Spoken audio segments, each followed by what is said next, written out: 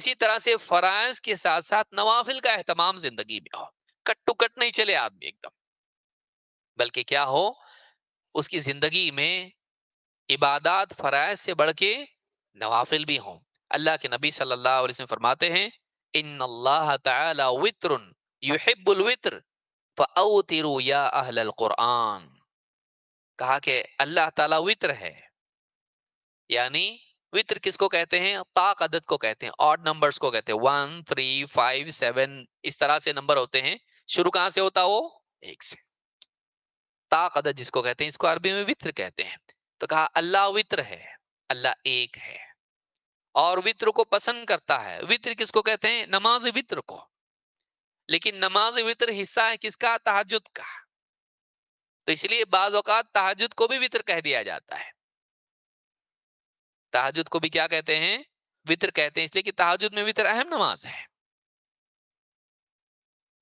اسی لیے کہا کہ اجعلوا آخر صلاتکم باللیل وطرا، اپنی رات کی آخری نماز وطر کو بناؤ۔ تو رات کی نماز کا حصہ وطر ہے، ظاہر بات ہے کہ رات کی نماز پڑھ کے تو وطر پڑھ رہا ہے نا۔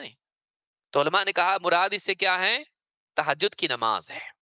کہا کہ اللہ تعالیٰ وطر ہے، وطر کو پسند کرتا ہے، تو اے قرآن والو وطر کا اہتمام کرو، یعنی تہجد کا یا خصوصاً وطر کا اہتمام کرو۔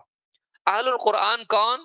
بعض علماء نے کہا اس سے مراد اہل ایمان ہیں، کیونکہ اہل ایمان سب کے سب قرآن والے ہیں۔ اور علماء نے یہ بھی کہا کہ خصوصاً وہ لوگ جن کو اللہ تعالیٰ نے قرآن کی نعمت سے نوازا اور قرآن کا بڑا حصہ ان کے دل میں ہے یا پورا پورا حصہ ہے۔ کیونکہ نماز میں اصل کیا ہے؟ قیام اللیل میں اصل کیا ہے؟ لمبا قیام۔ اور لمبے قیام میں کیا پڑھا جاتا ہے؟ قرآن۔ تیرے پاس قرآن رہ کے نہیں پڑھ رہا تو؟ تیرے پاس قرآن ہے، اتنا زیادہ قرآن تجھ کو یاد ہے، لیکن تہجد کی نماز نہیں پڑھتا، فائدہ کیا ہے؟ اصل تو اسی لیے ہے کہ تو لمبی لمبی رکعتیں پڑھے اور قرآن پڑھے اس کے اندر۔ تو کہا کہ اللہ وطر ہے اور وطر کو پسند کرتا ہے۔ معلوم ہے کہ جو انسان تہجد کا اہتمام کرے، خصوصاً وطر کا اہتمام کریں، یہ اللہ کا محبوب ہے۔ کتنے بندے ہیں جو وطر کی نماز ہی نہیں پڑھتے ہیں؟ فرض ہے کیا؟ نہیں ہے بھائی، فرض نہیں ہے۔ اللہ کی محبت چاہیے کیا؟ ہاں، پھر فرض کے علاوہ تھوڑا آگے بڑھنا پڑے گا۔ خالی فرائض پہ ٹکے رہنے سے تھوڑا آگے بھی بڑھنا پڑے گا۔ کیوں؟ اس لیے کہ تیری فرض اگر پرفیکٹ ہے تب تو ٹھیک، اور اگر نہیں رہی تو پکڑا جائے گا قیامت کے دن۔ تو بھرپائی کس چیز سے کرے گا؟ نوافل کے ذریعے سے۔ جس کا فرض کامل نہیں ہے اس کو نوافل سے اس کی بھرپائی کی جائے گی۔ اگر ناقص نکلا اور نوافل بھی نہ رہے تو پھر کیا ہے؟ اللہ کا حق ادا نہیں کیا، پھر جاؤ جہنم میں۔ تو یہ جو نوافل ہیں یہ فرائض کی تکمیل ہیں، ان کو اس نگاہ سے دیکھنا چاہیے، اس نگاہ سے نہیں دیکھنا چاہیے کہ ضروری تھوڑی ہے۔ کہا کہ فَأَوْتِرُوا يَا أَهْلَ الْقُرْآنِ، اے قرآن والو وطر کا اہتمام کرو۔ بہت سے لوگ رات میں وطر کی نماز نہیں پڑھتے ہیں، وطر کا اہتمام کرنا چاہیے۔ ایک رکعت ہو یا 3 رکعت ہو یا 5 ہو یا 7 ہو یا 9 ہو، جتنا وہ پڑھ سکتا ہے اس کو اہتمام کے ساتھ میں پڑھنا چاہیے۔ اللہ کے نبی صلی اللہ علیہ وسلم رات کی نماز چھوڑتے نہیں تھے۔ بیماری کی وجہ سے کبھی چھوٹ جائیں تو آپ اگلے دن زوال سے پہلے 12 رکعتیں پڑھتے تھے۔